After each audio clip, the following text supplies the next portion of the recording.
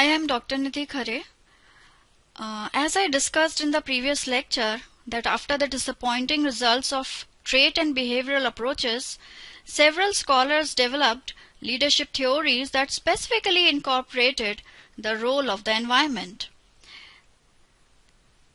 Specifically, researchers started following a contingency approach to leadership rather than trying to identify traits or behaviors that would be effective under all conditions. The attention moved towards specifying the situations under which different styles would be effective. Under this context, Fiedler's contingency theory and Blanchard and Hirsch's situational leadership theory have already been discussed in the previous lecture. So today I am going to take path goal theory of leadership and Vroom and Yettons' normative decision model.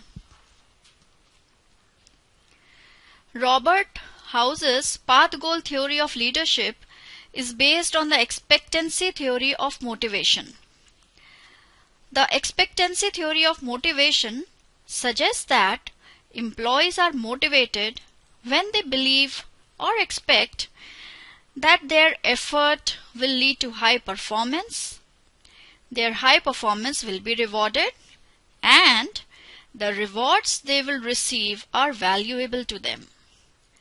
According to the path goal theory of leadership, the leader's main job is to make sure that all three types of these conditions exist. Thus, leaders will create satisfied and high-performing employees by making sure that employee effort leads to performance and their performance is rewarded by desired rewards. The leader removes roadblocks along the way and creates an environment that subordinates find motivational. The theory also makes specific predictions about what type of leader behavior will be effective under which circumstances. The theory identifies 4 leadership styles. Each of these styles can be effective depending on the characteristics of employees, such as their ability level, preferences, locus of control, and achievement motivation, and characteristics of the work environment such as the level of role ambiguity, the degree of stress present in the environment, and the degree to which the tasks are unpleasant. So now I'll discuss the 4 leadership styles: Directive Leaders, Supportive Leaders, Participative Leaders, and Achievement-Oriented Leaders. Directive leaders provide specific directions to their employees. They lead employees by clarifying role expectations, setting schedules, and making sure that employees know what to do on a given workday.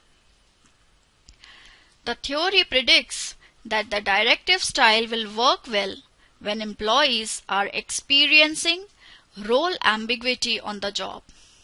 If people are unclear about how to go about doing their jobs, giving them specific directions will motivate them. On the other hand, if employees already have role clarity, and if they are performing boring, routine, and highly structured jobs, giving them direction does not help. In fact, it may hurt them by creating an even more restricting atmosphere. Directive leadership is also thought to be less effective when employees have high levels of ability. When managing professional employees with high levels of expertise and job-specific knowledge, telling them what to do may create a low empowerment environment, which impairs motivation. Next style is supportive leaders. Supportive leaders provide emotional support to employees. They treat employees well. They care about them on a personal level, and they are encouraging, Supportive leadership is predicted to be effective when employees are under a lot of stress or performing boring, repetitive jobs. When employees know exactly how to perform their jobs, but their jobs are unpleasant, supportive leadership may be more effective. Next leadership style is participative. Participative leaders make sure that employees are involved in the making of important decisions. Participative leadership may be more effective when employees have high levels of ability and when the decisions to be made are personally relevant to them. For employees with a high internal locus of control, that is, those who believe that they control their own destiny, participative leadership is a way of indirectly controlling organizational decisions, which is likely to be appreciated. Achievement-oriented leaders set goals for employees and encourage them to reach their goals. Their style challenges employees and focus their attention on work-related goals. This style is likely to be effective when employees have both high levels of ability and high levels of achievement motivation. The path goal theory of leadership has received partial but encouraging levels of support from researchers. Because the theory is highly complicated, it has not been fully and adequately tested. The theory's biggest contribution may be that it highlights the importance of a leader's ability to change styles depending on the circumstances. Unlike Fiedler's contingency theory, in which the leader's style is assumed to be fixed and only the environment can be changed, House's path goal theory underlines the importance of varying one's style depending on the situation. Now coming to Vroom and Yettons' normative decision model. Yale School of Management professor Victor Vroom and his colleague Philip Yetton and Arthur Jago developed a decision-making tool to help leaders determine how much involvement they should seek when making decisions. The model starts by having leaders answer several key questions and working their way through a decision tree based on their responses. So students, let's try it. Imagine that you want to help your employees lower their stress so that you can minimize employee absenteeism. There are a number of approaches you could take to reduce employee stress, such as offering gym memberships, providing employee assistance programs, a nap room, and so forth. So let's refer to the model and start with the first question. As you answer each question as high H or low L, follow the corresponding path down the funnel. Decision significance. The decision has high significance because the approach chosen needs to be effective at reducing employee stress for the insurance premiums to be lowered. In other words, there is a quality requirement to the decision. Follow the path through H. In the next slide, I have shown you this decision tree. So you can see the high and the low paths. Next is importance of commitment. Does the leader need employee cooperation to implement the decision? In our example, the answer is high because employees may simply ignore the resources if they do not like them. Follow the path through H. H is high. Leader expertise. Does the leader have all the information needed to make a high quality decision? In our example, leader expertise is low. You do not have information regarding what your employees need or what kinds of stress reduction resources they would prefer. Follow the path through L. Likelihood of commitment.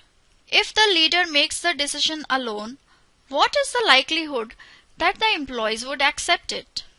Let's assume that the answer is low. Based on the leader's experience with this group, they would likely to ignore the decision if the leader makes it alone. Follow the path from L. Next, goal alignment. Are the employee goals aligned with organizational goals? In this instance, employee and organizational goals may be aligned because you both want to assure that employees are healthier. So let's say the alignment is high and follow H. Group expertise. Does the group have expertise in this decision-making area? The group in question has little information about which alternatives are costlier or more user-friendly. We'll say group expertise here is low. Follow the path from L. Team competence. What's the ability of this particular team to solve the problem? Let's imagine that this is a new team that just got together and they have little demonstrated expertise to work together effectively. So we will answer this as low or L. Now, based on the answers to the questions, the normative approach recommends consulting employees as a group. In other words, the leaders may make the decision alone after gathering information from employees and is not advised to delegate the decision to the team or to make the decision alone. So as you can see in this Vroom and Yettons leadership decision tree, it shows leaders which styles will be most effective in different situations. So we have taken an example and we have discussed the different situations. Now coming to the decision making styles again.